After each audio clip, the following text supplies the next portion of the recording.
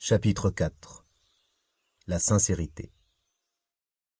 Allah Ta'ala dit: يا أيها الذين آمنوا اتقوا الله وكونوا مع الصادقين. Ô vous qui croyez, craignez Allah et soyez avec les véridiques.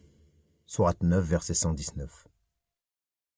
Et ceux et celles qui sont véridiques. Sourate 33, verset 35.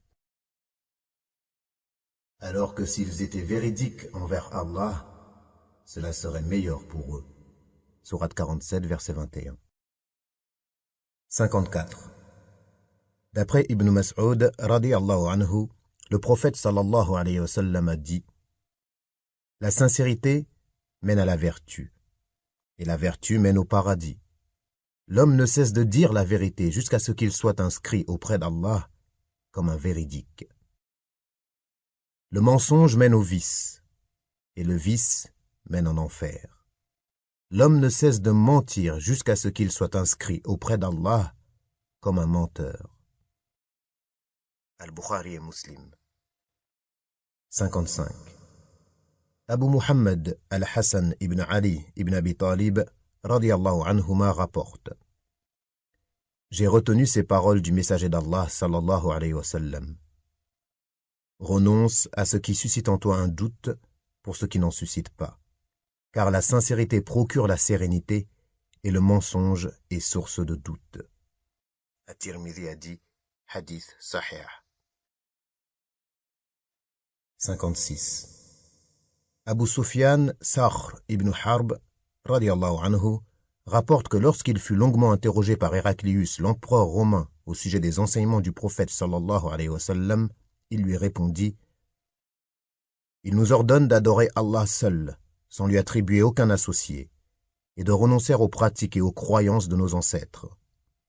Il nous ordonne aussi d'accomplir la prière, d'être sincère, vertueux, et de ne pas rompre les liens du sang. Al-Bukhari et Muslim. 57. Selon Abu Thabit Sahl ibn Hunayf radiyallahu anhu, l'un de ceux qui ont participé à la bataille de Badr, le prophète alayhi salatu wassalam a dit: Allah Ta'ala accorde le rang de martyr à celui qui le lui demande sincèrement, même s'il meurt dans son lit. Muslim. 58.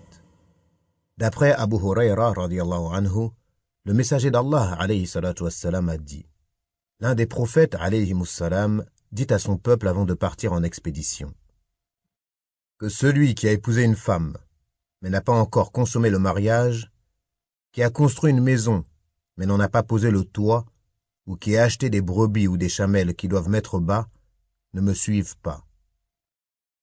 À l'approche de la cité qui devait être attaquée, à l'heure de la prière de l'après-midi al-Asr, ou peu avant, il s'adressa au soleil en ces termes: tu es soumise à la volonté d'Allah comme je le suis moi-même.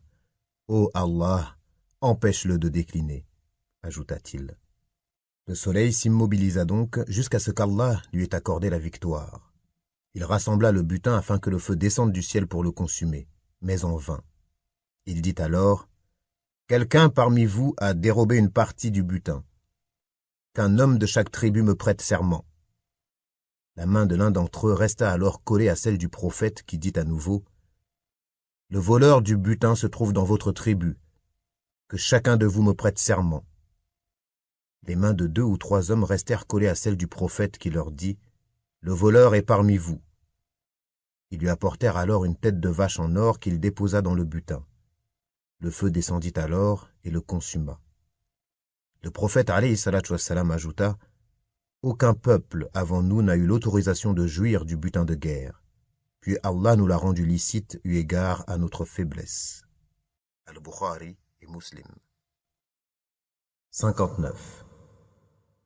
D'après Abu Khalid Hakim ibn Hizam radiyallahu anhu, le messager d'Allah sallallahu alayhi wa sallam a dit: le vendeur et l'acheteur ont la possibilité de changer d'avis tant qu'ils ne se sont pas séparés.